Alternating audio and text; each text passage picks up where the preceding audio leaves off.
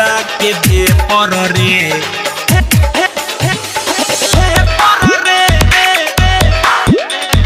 मरले बारात हे पर रे। डीजे विकास रीगा सीतामढ़ी। आप सुन रहे हैं अमित पटेल की आवाज में। छावड़ा बुता के भे पर रे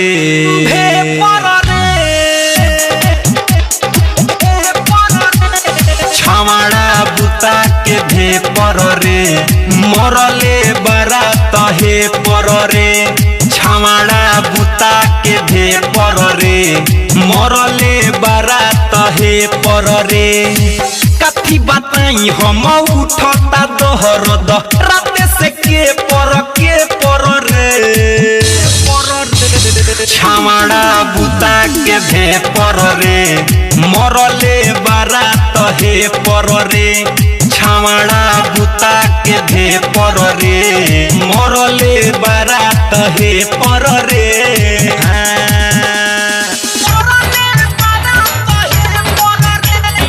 Presented by Lovely Films Production।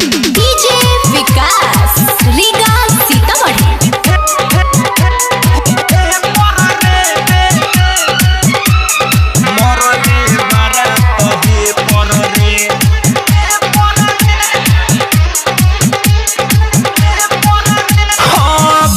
चल सपादाना के नाती बथता अभी तले छतिया के बाती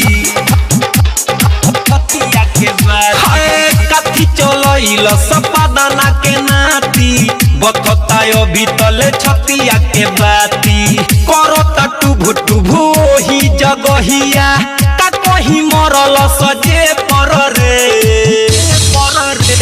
छावड़ा बुता के भे पर रे मरले बारात हे पर रे छावड़ा बुता के भे पर रे मरले बारात हे पर रे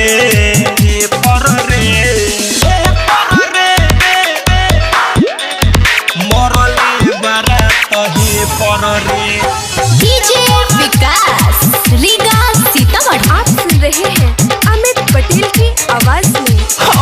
डरे ना बोल निकिला फड़ा रहे सखी अमित दीवा करा रहे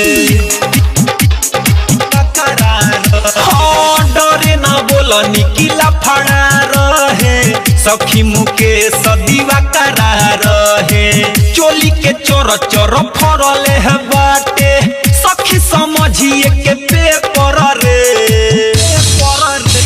छावड़ा बुता के भे पर रे मरले बारात हे पर रे छावड़ा बुता के भे पर रे मरले बारात हे पर रे। कथी बताई हम उठता दोहर रात से के पर रे छावड़ा बुता के भे पर रे मरले बारात हे पर रे छावड़ा बुता के भे पर रे मरले बारात हे पर रे।